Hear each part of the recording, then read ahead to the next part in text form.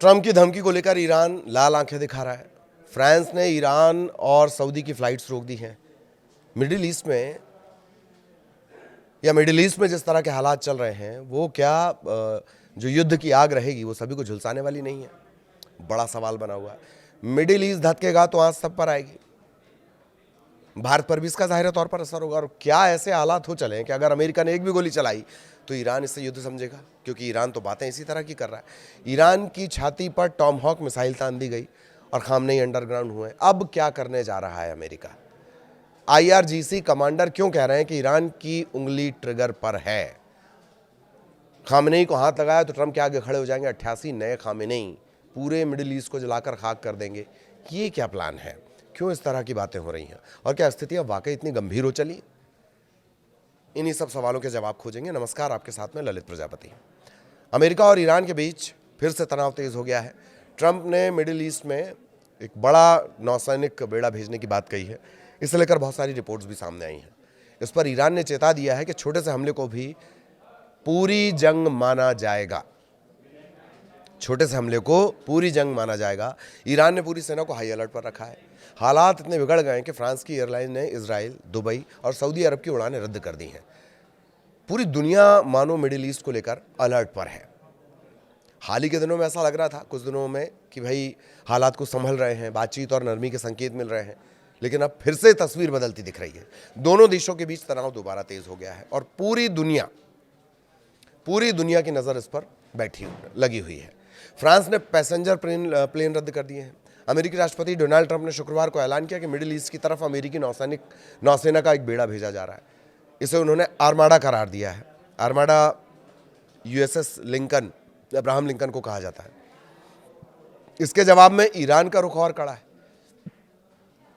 उसने साफ कर दिया कि किसी भी प्रकार का हमला हो उसे हम पूर्ण युद्ध के रूप में देखेंगे। वो छोटा हो, सीमित हो, तो भी उसे पूरी जंग माना जाएगा। रिपोर्ट के मुताबिक इजराइल ने अपना हवाई क्षेत्र खाली कर दिया है और इलाके में अमेरिका का बड़ा युद्धपोत USS अब्राहम लिंकन और दूसरी सैन्य ताकतें मौजूद हैं। ये हालात बता रहे हैं कि क्या कुछ बड़ा होने वाला है। ये इशारा कर रहे हैं। एक एक कर विस्तार से भी आपको बताएंगे। ईरान के एक वरिष्ठ अधिकारी ने कहा है कि अमेरिका का सैन्य जमावड़ा सीधे तौर पर खतरा है। उन्होंने चेतावनी दी कि अगर हमला हुआ तो ईरान अपने पास मौजूद हर ताकत से जवाब देगा। उनका यह भी कहना था कि चाहे कोई भी स्ट्राइक हो, कोई उसे सर्जिकल कहा जाए या सीमित कहा जाए, वो हमारे लिए पूरी जंग होगी और जवाब भी उसी स्तर का होगा। यानी ईरान कहना चाह रहा है कि अमेरिका की तरफ से एक भी गोली चलाई गई तो वो उसे पूरा युद्ध मान लेगा। ट्रंप के बयान के बाद अमेरिकी मीडिया में इस तरह की खबरें आई कि aircraft carrier Abraham Lincoln, 3 missile से लैस युद्धपोत और F-15 fighter jet middle east की तरफ भेजे जा रहे हैं। इसके जवाब में ईरान ने अपनी सेना को हाई अलर्ट पर रख दिया। ईरानी अधिकारी ने कहा है कि उन्हें उम्मीद है कि यह जमावड़ा असली टकराव के लिए नहीं है, लेकिन सेना हर हाल के लिए तैयार है। इसी बीच जो ईरान के सैन्य नेता हैं, उन्होंने भी सख्त लहजा अपना लिया है। ईरानी सेना के प्रवक्ता ने कहा कि अगर सर्वोच्च नेता अयातुल्लाह खामेनेई के खिलाफ कोई ठोस कदम उठाया गया या कोशिश की गई तो नतीजे बहुत खतरनाक होंगे। रिवॉल्यूशनरी गार्ड्स के कमांडर ने कहा है कि ईरान की उंगली ट्रिगर पर है। खबर यह भी है कि अमेरिका की बढ़ती सैन्य तैनातियों के बीच ईरान के जो सर्वोच्च नेता हैं Ayatollah Ali Khamenei underground shelter में वो चले गए हैं। इस तरह की खबरें हैं। इसने क्षेत्रीय तनाव को और गहरा कर दिया है। खामेनेई ने संभावित अमेरिकी हमले की आशंका के चलते तेहरान में एक विशेष सुरक्षित बंकर में शरण ले ली है। इसी बीच ईरानी सत्ता के भविष्य को लेकर अटकलें तेज हो गई हैं। कुछ मीडिया रिपोर्ट्स और सूत्रों के हवाले से दावा किया जा रहा है कि खामेनेई के जो तीसरे बेटे हैं, सत्ता संचालन की जिम्मेदारी उन्हें सौंप दी गई है। हालांकि इन खबरों की ईरानी सरकार की तरफ से कोई आधिकारिक पुष्टि नहीं की गई है। ईरान इंटरनेशनल की रिपोर्ट में ईरानी सरकार के 2 करीबी सूत्रों के हवाले से कहा गया है कि सुरक्षा कारणों से ऐसा किया गया है।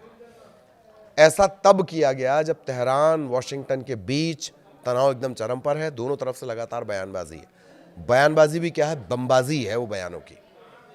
अगर अमेरिका की सैन्य तैनाती को थोड़ा विस्तार से देखें तो पश्चिम मीडिया के मुताबिक अमेरिका ने मध्य पूर्व में एक और परमाणु पनडुब्बी तैनात की है जो करीब 150 टॉमहॉक क्रूज मिसाइलों से लैस बताई जा रही है। ये पनडुब्बी अमेरिका नौसैनिक बेड़े में शामिल हुई हैं, जिनकी अगुवाई विमान वाहक पोत अब्राहम लिंकन कर रहा है। इस कैरियर स्ट्राइक ग्रुप में 4 फाइटर स्क्वाड्रन शामिल हैं और ये अरब सागर की तरफ बढ़ रहा है। इसके अलावा लंबी दूरी की जो टॉमहॉक मिसाइलों से लैस अमेरिकी विध्वंसक जहाज है वो भी तैनाती का हिस्सा बताए जा रहे हैं। इन खबरों के सामने आने के तत्काल बाद इस सैन्य गतिविधि पर ईरान ने कड़ा रुख अपनाया था। ईरान के रक्षा मंत्रालय के प्रवक्ता हैं ब्रिगेडियर जनरल रेजा तलैनिक। उन्होंने ये दावा किया कि इजराइल के साथ जून में जो 12 दिन का करीब संघर्ष हुआ था उसके बाद से ईरान की जो मिसाइल क्षमता वो पहले से कहीं अधिक मजबूत हुई है। उन्होंने कहा कि उस संघर्ष से मिले सबक के आधार पर ईरान ने अपनी मिसाइल रक्षा प्रणाली को मजबूत किया है। बीच में ये खबरें भी आई कि मिसाइलों का उत्पादन बम्पर तरीके से ईरान में बढ़ा दिया गया, घरेलू उत्पादन बढ़ाया गया। उनके मुताबिक संख्या और गुणवत्ता दोनों के लिहाज से ईरान की मिसाइल की जो शक्ति है अब वो पहले से ज्यादा है। कई मीडिया रिपोर्ट्स में दावा किया जा रहा है कि ईरान की सत्ता को उखाड़ फेंकने के लिए ट्रंप ने एक ब्लूप्रिंट भी तैयार कर लिया है। किस तरह का ये ब्लूप्रिंट है उसे समझिए कि जिस तरह वेनेजुएला के निकोलस मादुरो के साथ किया गया वही खामेनेई के लिए भी लिखा जा रहा है, मतलब प्लान किया जा रहा है। मादुरो 2.0 को अंजाम दिए जाने की बात कही जा रही है। जानकार कहते हैं कि ट्रंप ईरान से कोई वॉर करने के मूड में नहीं है, बस चाहते ही हैं कि ईरान का पूरा ढांचा नष्ट हो। वो नहीं चाहते कि ईरान का पूरा ढांचा नष्ट हो, तबाही विध्वंस ऐसा कुछ नहीं, सिर्फ सुप्रीम लीडर को हटा दिया जाए और उनकी जगह अपनी पसंद का मोहरा बिठा दिया जाए। ठीक ऐसा ही वेनेजुएला में भी हुआ था। राष्ट्रपति को आप वहां से उठा के ले आए और फिर जो अमेरिकी पसंद के प्रशासक थे वो वहां बैठा दिए गए। लेकिन क्या ईरान की वाकई वेनेजुएला से तुलना की जा सकती है? ईरान कोई वेनेजुएला है नहीं, ये एक बारूद का ढेर है जिससे अगर अमेरिका ने खामेनेई को हटाया तो वहां संवैधानिक संकट पैदा हो जाएगा। ईरान का संविधान कहता है कि 88 कट्टरपंथी मौलवियों वाली असेंबली ऑफ एक्सपर्ट्स ही नया लीडर चुनेगी। कुछ नाम हम आपको बताते हैं, ये उन 88 नामों में से हैं जो कभी भी 88 खामनेई बनकर खड़े हो सकते हैं यूएस के सामने। कुछ नाम जो चर्चाओं में, मोहम्मद मेहदी मीर बाघेरी, वो धड़ा जो ये मानता है कि ईरान को अब परमाणु बम बना ही लेना चाहिए। मुस्तफा खामेनेई सुप्रीम लीडर का बेटा है जिसे सेना यानी IRGC का समर्थन भी है। अली असगर हिजाजी खामेनेई के पूर्व इंटेलिजेंस चीफ जिनके पास पर्दे के पीछे असल ताकत है। ये हैं वो चेहरे जो ट्रंप के लिए 88 नए खामेनेई कभी भी बन सकते हैं। जानकार कहते हैं कि अगर अमेरिका ने बिना सोचे समझे खामेनेई को हटाया तो ईरान में एक ऐसा सिविल वॉर शुरू हो जाएगा जिसकी आग पूरे मिडिल ईस्ट को जला देगी। एक और बात है कि ईरान में अगर यह घटनाक्रम होता है तो अगल बगल के जो ग्रुप हैं जिन्हें यूएस टेररिस्ट ग्रुप मानता है वो तत्काल एक्टिव हो जाएंगे। यह सारा घटनाक्रम उस वक्त हो रहा है जब ईरान पहले से ही अंदरूनी उथल पुथल से गुजर रहा है। महीनों से प्रदर्शन चल रहे हैं, उन पर सख्ती भी बरती गई है। ये ईरान का तरीका है, इससे पहले भी यही हुआ है। और एक और बड़ी बात कि ईरान को वेनेजुएला, जब हम जिक्र कर रहे थे कि वेनेजुएला नहीं समझा जा सकता, 17 साल में कई बार कोशिश हुई है ईरान पर तख्ता पलट, सेना पलट, जो तख्ता पलट है इसकी, लेकिन IRGC का पावर, विपक्ष के पास किसी चेहरे का ना होना, खामनेई की जबरदस्त पकड़ लोगों के बीच भी, बासिज जो उनका एक ग्रुप है जो आम लोगों के बीच आम तरह से रहता है, ये वो की पॉइंट है जिन्होंने 17 साल में कई बार जो तख्ता पलट की कोशिश हुई उसे नाकाम कर दिया है। वापस आएंगे। अभी जो प्रदर्शन चल रहा है उन पर सख्ती की जा रही है। पहले ये प्रदर्शन महंगाई, करप्शन, इन तमाम चीज़ों को लेकर शुरू हुए थे, बाद में ये इस्लामिक सत्ता को हटाने में तब्दील हो गए। अमेरिका उसे लगातार शह देता रहा, हवा देता रहा।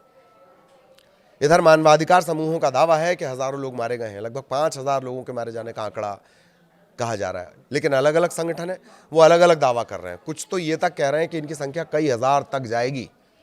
पिछले हफ्ते ट्रंप ने कहा था कि उन्होंने सैन्य कार्रवाई से कदम पीछे खींचे हैं क्योंकि ईरान ने भरोसा दिया कि पकड़े गए प्रदर्शनकारियों को फांसी नहीं दी जाएगी। तब लगा था कि हालात ठंडे पड़ रहे हैं, लेकिन अब फिर माहौल गर्म हो गया। ईरान ने ट्रंप के दावे को झूठा बता दिया है। इस बढ़ते तनाव का असर जमीन के साथ साथ आसमान में भी दिखने लगा है। इससे भी समझिए, आसमान में ये तनाव दिख रहा है, बाकी देश फ्लाइट्स कैंसिल कर रहे हैं। क्या उनके पास कोई इनपुट है कि कुछ घंटों में तबाही हो सकती है? फ्रांस की एयर फ्रांस और नीदरलैंड की KLM ने इजराइल, दुबई और सऊदी अरब के लिए अपनी उड़ानें रद्द कर दी हैं। लगभग रविवार तक प्लेन नहीं उड़ेंगे। एयरलाइंस ने वजह ये बताई कि इलाके में सुरक्षा को लेकर चिंता बढ़ गई है। इससे पहले जर्मनी की जो लुफ्थांसा ग्रुप है उसने भी इजराइल के लिए रात की उड़ानें रोक दी थी। हालांकि इजराइल की सेना ने कहा है कि आम लोगों के लिए कोई चेतावनी जारी नहीं की गई है, हालात पर पूरी नजर है। फिर भी यूरोपीय एयरलाइंस का फैसला ये बताता है कि दुनिया इस टकराव को हल्के में नहीं ले रही है।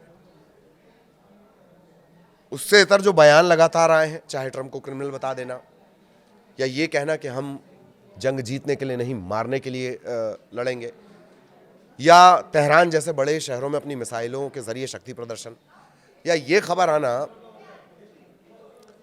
कि इजराइल के मोर्चे पर और उन तमाम जगहों पर जहां अमेरिका के बेस हैं, चाहे वो एयरफोर्स का बेस हो, नेवी का बेस हो, उन पे टारगेट करके मिसाइल तैनात करने की बातें करना, और ये लगातार बढ़ रहा है। बीच में ऐसा लगा कि शायद बातचीत, बीच का कोई रास्ता निकल सकता है, तनाव नहीं बढ़ेगा, लेकिन अब तो बाकी देश अपनी जो एयरलाइन है वो रद्द कर, अपनी जो फ्लाइट्स हैं वो रद्द कर रहे हैं। क्या है ये? क्या ये तबाही के पहले की स्थिति है? तो मिडिल ईस्ट में क्या कुछ होने जा रहा है, आगे भी उसका अपडेट हम आप तक पहुंचाएंगे। नमस्कार।